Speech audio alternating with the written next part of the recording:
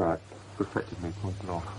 Now, with the Poison Girls, you had a relationship with them for quite a long time. Mm-hmm. They did with you for like 80 gigs, I believe. 2 tracks on this band, or is this a one? Just one. Have you finished messing around and ruining our whole programme? Here we are trying to do everything. Technical. Thank you. If you stop pissing around, I'll just fly your hands underneath your feet or something. No, sorry, I'll say that again. Now let's go back to Poison Girls. You basically went and you toured all up and down the country with them. Mm-hmm. How did it happen with them? They were a completely different group, originally came from Brighton. How did you meet up? What was the relationship with them? They were living near us at the time. We went to see them play a local gig, and we was sort of moving along the same lines, really. And I mean, we just liked them as people, really. That's what always does it for me personally, anyway. You know, the people are sort of, you know. If it seems that they're going to respect us as, you know, me as much as I respect them, then something starts working, you know. And we started. The thing that was that with the Poison Girls, you knew that they weren't going to mess you about. You know, for instance, you know, if you said, look, we're going to be doing a gig, you know, and so, then they'd be there on time and there wouldn't be any messing around, you know, and that they were, it was obvious that they were taking everything as seriously as we were. They weren't in it for just a 5-minute laugh or anything. So it was just because we were more or less doing the same thing, but in different ways, if you see what I mean. Now, anybody who has seen your gigs will know, and as you just said, you didn't want to be messed about in that they're probably better organised than any other band that I've ever seen in this country. What, our gigs? Yeah. You get there on time, your PA, your bands and everything else sorted out. You're right. They work tremendously. I promoted several bands and it's normally chaos, and it's always a pleasure to have you up there. Well, the people like the Poison Girls and ourselves appreciate, we care about what we're doing, and we care about what people are faced with in an evening, and we're experienced. The Poison Girls have been going for a long time, and in terms of performance, people who are now in Crass were in various other forms of performance, sort of maybe 10 years ago, 15 years ago. What sort of performances? Well, through the avant-garde. Someone I know used to be in a skiffle band. Great. Yeah. If you have the potential of getting together between 200 when we were gigging with the Poison Girls to anything up to 1,000 now, people in one place who can share ideas with us and with each other, distribute their own material, just be together in a place where they don't have to put up with bouncers, inflated bar prices, rip-off entrance prices, or really sort of second-rate pop music being shoved at them by discos, then you've got something. You've got a potential, and we thought that it'd be worth expanding that. And if you're going to do it, it's worth doing it properly. So we make sure that it's as best as good as we can. Just the same as with the records. We put everything that we possibly can into a record, and we put as much information on it as we can. We put really a lot of work into both gigs and records, so that people can get a good deal. Well, talking about gigs, there's only certain types of places you play because of some of the hassles you've been talking about, and very often you do them for various causes and things like that. And yet I understand that now, for example, you won't necessarily do them for C&D. C&D you used to, didn't you? We did maybe one of the first sort of public C&D gigs of the regeneration of C&D, about 4 years ago, where we put up the peace banner, and subsequently got slagged off in the music press how risque to put up a peace banner at a gig. Now everyone's putting up a fucking peace banner, peace, C&D is the real hip cause, you walk down the street, you see sort of every other person be wearing a C&D. That's no reflection on C&D. No, it's not a reflection on C&D, but it's a reflection on people's mentality. Yeah, right. What about RAR gigs? Have you ever done any of those? Well, we did before RAR exposed themselves to what they are. Which is what? which is a left-wing promotion agency. I mean, RAR made absolutely no attempt to come to terms with racism, the way it's related, and is dependent on the blacks being on the arse end of the... It always amazed me at RAR gigs that I went to how very few black people there used to be there. You can't make political capital out of black people. But you can make money out of banning the boys. RAR was a total joke because, you know, what I was saying was, you know, poor black person can't help themselves. So let's us white honkies do it for them, you know, and you can't. Well, you can't because you're talking about centuries of like slavery and sort of taking people's countries or whatever away from them, you know, and so it's like, you know, if white. It's like Americans, you know, I mean, I suppose if it's like Americans today saying they'll give the Red Indians, you know, back there now, I mean, you can't do it, you know, a white person can't give black people their freedom, it's got to come from the black themselves. But you've got all these idiots there saying, you know, oh, well, you know, let's put on a gig, you know, and so two white bands turn up and play music, you know, no black people turn up, and you've just got these white people saying, oh, wasn't it a good gig, yeah, let's go home now.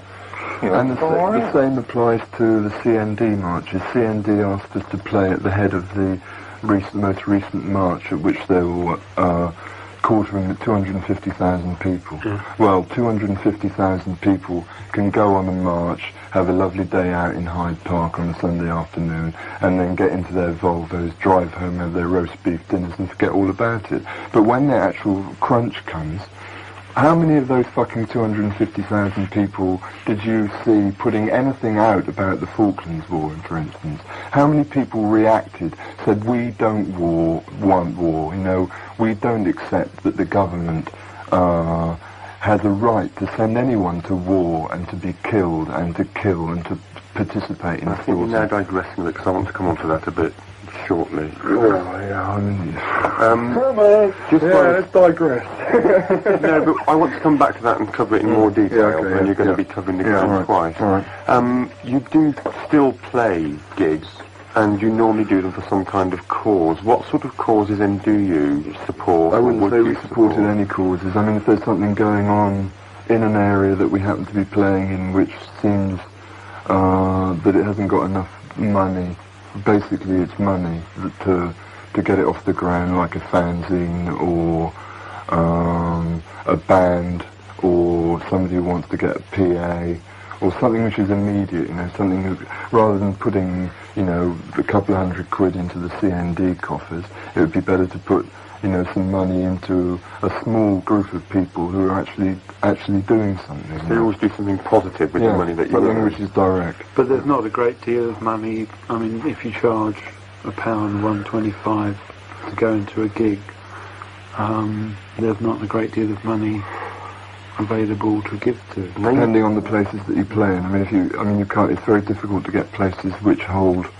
you know, more than 400 people, which aren't run by commercial concerns. I mean, most of them won't have punk bands because they think that there's going to be trouble, or they think that, you know, that they're dirty people who sort of spit and puke all over the place. Well, punk bands aren't like that, you know. I mean, commercial punk bands maybe the commercial punk bands that go out on, you know, the commercial labels.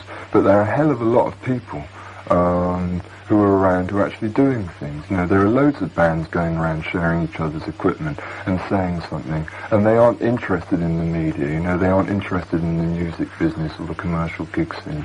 And we put out a record recently, which is part of a sort of ongoing project that we do of tapes that people send us, which have been done in their front rooms, of people who are actually sitting down and doing something rather than getting off on the mystique of going to a recording studio and playing the Star Wars machines.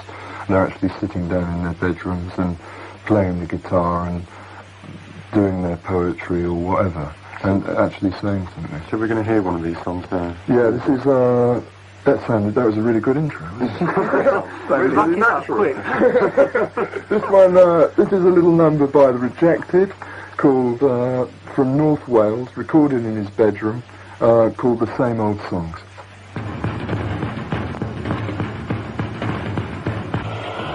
Hello? Hello? Can't hear. Can't hear anything. Put your hands up. Hands on. You don't need the phone. Hello? Hello, will you say your question again? No, I can't hear anything. Steve, are you there? Okay, let's go on to the next one, can we? No. We haven't got... No, can't hear We anything. haven't got Steve at all. No.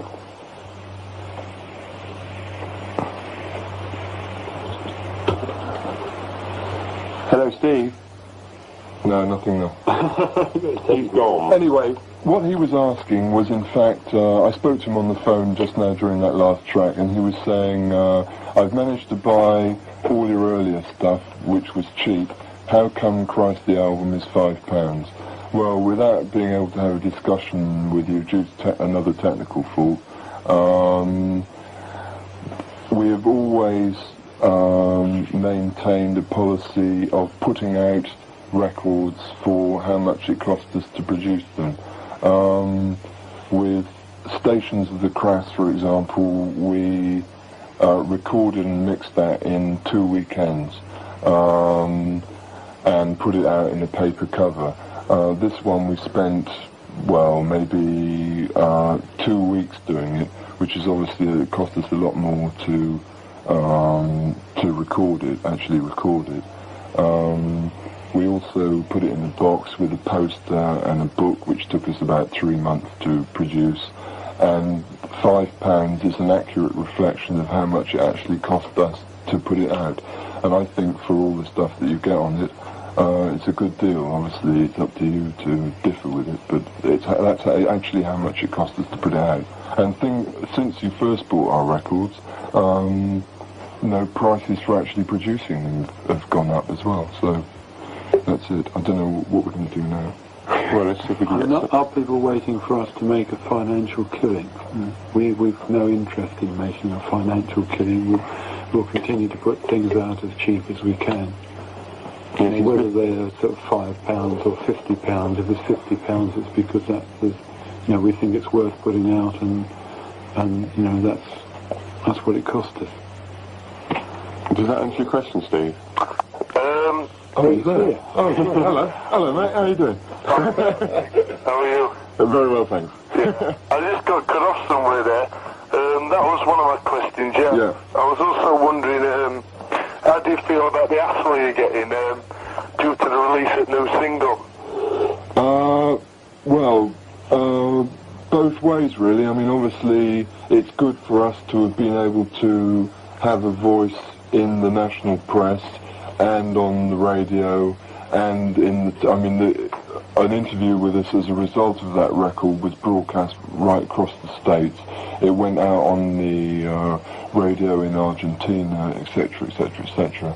I mean, obviously, the Edgar himself, who's the MP, is doing it as well for publicity. I mean, that's quite obvious.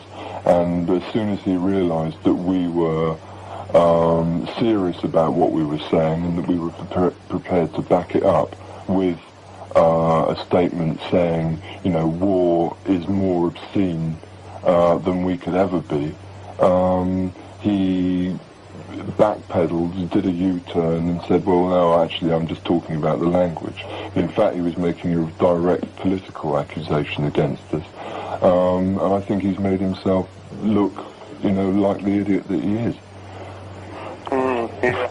Okay, can we go on to the next person now? All right. Thanks, Steve. Thanks, mate. Yeah, ta-ra. Yeah, bye. Bye-bye. Yeah, and you. Who have we got now? No one. Well, we've got a light. Well, let's go into that track.